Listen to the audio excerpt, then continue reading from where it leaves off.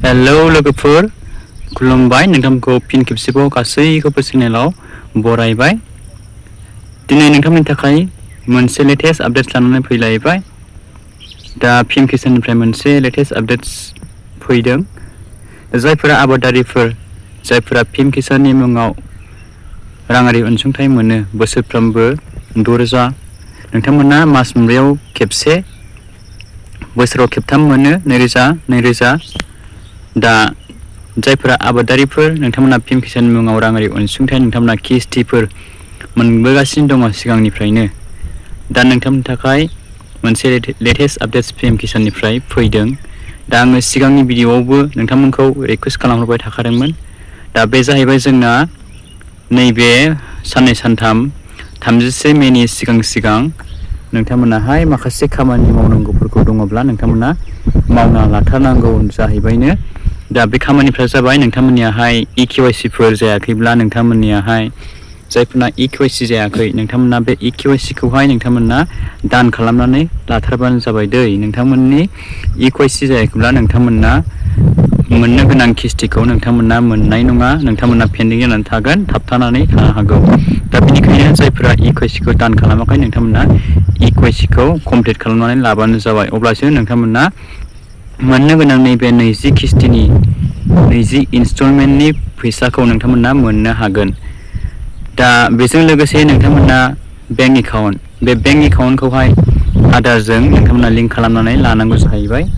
नोंथांमोना बेंक एकाउन्टजों आधारजों नोंथांमोना लिंक खालामनाया गोनांथार। मानो होनोब्ला जोंहा DBT डाइरेक्ट बेनिफिट ट्रेन्सफारनि जोहैसो जायखिजाया राङारि अनसुंथाइ स्किम जब्सनि रां फैसायानो जाया मानो नोंथांमोना मोनो नालाय, सोना हरो नालाय गभर्नमेन्टआ। दा बेनिखायनो नोंथांमोननि एकाउन्टआ दानिया गासैनियाबो आधारजों लिंक जानाया गोनांथार दै।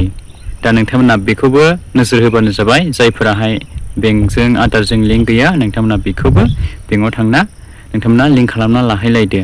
दा नोंथांमोना बे मोननै खामानिखौ 31 मेसिमावहाय नोंथांमोननो डेट होदों बिथांमोनाहाय पिएम किसाननिफ्राय।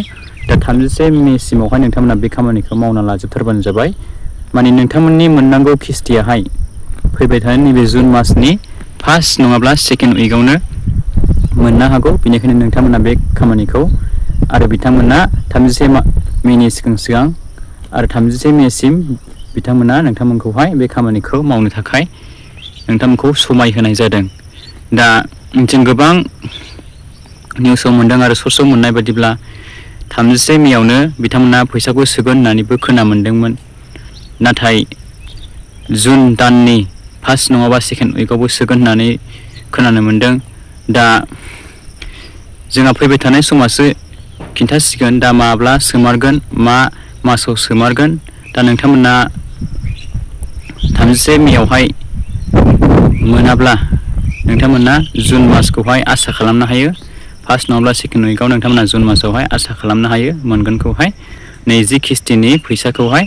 दा जायफोरा पेन्डिं जानानै थाबथानाय नैबे e-KYC नि खामानिखौ कमप्लिट खालामना लायोब्ला नोंथांमोना सिगांनिफ्राय पेन्डिं जाना थाबथादोंमोनब्ला नोंथांमोना एबारावहाय बे बाराव खेबसेनो बुरजा नोंथांमोना रांखौहाय मोननो हागोन। दा गोबां बेबायदिनो 30,000 40,000 गाहाम मोनलाबायो। पेन्डिं जाना थाबथानायफोर थायो नालाय किस्तिफोराहाय बे e-KYC दान जायैनि थाखाय। दा नोंथांमोना बेनिखायनो बे खामानिखौ 31 मेसिमावहाय बिथांमोना पिएम किसाननिफ्राय बे खामानिखौ नोंथांमोननो मावनो थाखाय समाय होनाय जादों। दा जोंहा पिएम किसाननि फैसा सोनायनि डेटआ सफैबाय नालाय फेब्रुवारियाव सोदोंमोन नालाय मास मोनब्रैजों खेबसे मोनो। जुन दान हाबब्ला जोंहा मास मोनब्रै जायो नालाय दा जुन दानावहाय मोनगोन नालाय बेनिखायनो नोंथांमोना बे खामानिखौ नैबे 31 मेसिमावहाय नोंथांमोनखौ टाइम होदों पिएम किसाननिफ्राय। नोंथांमोना खामानि मावना लादो। नोंथांमोना बे खामानिखौ मावना लाबानो जाबाय। अब्लासो नोंथांमोना गोदान बेनिफिसारिस गासैबो पिएम किसाननि रांखौहाय गभर्नमेन्टआ जेब्ला रिलिज खालामो अब्ला नोंथांमोना मोननो हागोन। बेनो लेटेस्ट आपडेट्स नोंथांनि थाखाय जायफोरा पिएम किसाननि आबादारिफोरनि मुङाव पिएम किसाननिफ्राय जायफोरा राङारि अनसुंथाइ मोनो नोंथांमोना बे बेंक एकाउन्ट आधार लिंक खालामनाय बेनिफ्राय e-KYC बे मोननै खामानिखौ नोंथांमोना 31 मेसिमावहाय मावना लाथारदो दै। अब्लासो नोंथांमोना 20 किस्तिनि फैसाखौ मोनगोन आरो बारा गोबाव सम गैखाला जोंहा मोनथारसिगोनानो। दा बेनो दिनैनि लेटेस्ट आपडेट साहाय नोंथांमोना लोगोफोरनो बे भिडिअखौ गासैनोबो शेयार खालामना होलायबानो जाबाय जाहाथे मिन्थियो आरो माखासे जायफोरना आद्रा थानाय खामानिफोर जायफोरा कमप्लिट जायाखै खामानिफोरा बेफोरखौ बुजिनानै जायफोरा मावनानै लानो हायो बयबो बेनि थाखाय नोंथांमोना भिडिअखौ हाजासे शेयार खालामलायदो लोगोफोरनो आरो बेजों लोगोसे नोंथांमोना चेनेलाव गोदानै फैदोंब्ला आरो दासिमबो चेनेलखौ साबस्क्राइब खालामनानै लाजोबाखैब्ला नोंथांमोना चेनेलखौबो साबस्क्राइब खालामनानै लाग्रोलायजोबबानो जाबाय दै लोगोफोर मानो होनोब्ला नोंथांमोना बे आंनि डिजिटेल आपडेट इउटिउब चेनेलनि गेजेरजोंहाय फिउचारावबो बेबायदिनो गोदान स्किम जब्सनि